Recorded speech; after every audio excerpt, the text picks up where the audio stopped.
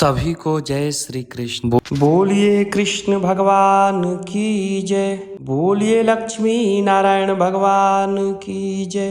बोलिए बांके बिहारी लाल की जय। आइए अब हम कार्तिक महात्म्य के 9वें अध्याय अर्थात 9वें अध्याय का श्रवण करते हैं। पृथु बोलते हैं, हे महाराज, जो तुमने कार्तिक का व्रत विस्तार सहित कहा, उसमें तुमने जो तुलसी के मूल में विष्णु पूजन का वर्णन किया, सो मैं तुलसी का महात्म जानना चाहता हूँ। तुलसी देव भगवान को अति प्यारी कैसे हुई? हे नारद, यह तुलसी कैसे और किस स्थान से उत्पन्न हुई? तुम सर्वज्ञ हो, अतः यह सब संक्षेप में मुझे बताओ। नारद बोले, एक समय में सब देवताओं के साथ लिए अप्सरागण द्वारा सेवित इंद्र शिव जी के दर्शन के लिए कैलाश पर्वत को गए।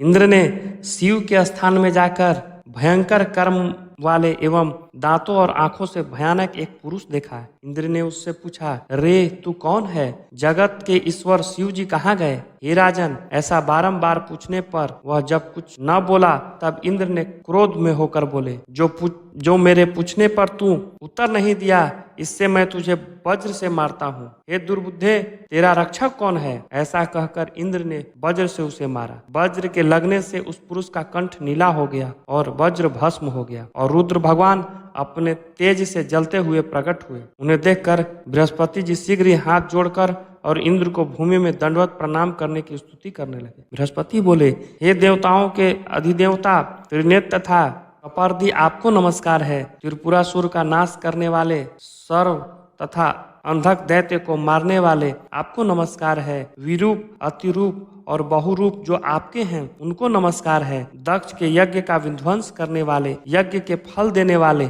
आपको नमस्कार है। काल का नाश करने वाले और काल स्वरूप काले सांप को धारण करने वाले और ब्रह्मा का सिर छेदन करने वाले और ब्राह्मणों के हितकारी, आपको बार बार नमस्कार है। नारद बोले, उस समय बृहस्पति द्वारा ऐसी स्तुति की जाने पर शिव जी त्रिलोकी को जलाने में समर्थ नेत्र की अग्नि को शांत करते हुए बोले, हे ब्राह्मण, तुम्हारी इस स्तुति से मैं प्रसन्न हूँ। वर मांगो। इस समय इंद्र को जीवन दान करने से तुम जीव इस नाम से प्रसिद्ध को प्राप्त होगे। बृहस्पति बोले, हे देव, यदि आप प्रसन्न हुए तो शरण में आए इंद्र की रक्षा करें और मस्तक के नेत्र से उत्पन्न यह अग्नि शांति को प्राप्त हो जाए। रुद्र बोले, मस्तक के नेत्र से यह अग्नि फिर कैसे प्रवेश कर सकती है? इसको मैं दूर फेंक देता हूँ, जिससे यह इंद्र को पीड़ा ना दे सके। नारद जी बोले, शिव जी ने ऐसा कहकर अग्नि को हाथ में लेकर खारे समुद्र में फेंक दिया। तब वह अग्नि गंगा सागर के संगम में जाकर गिरा।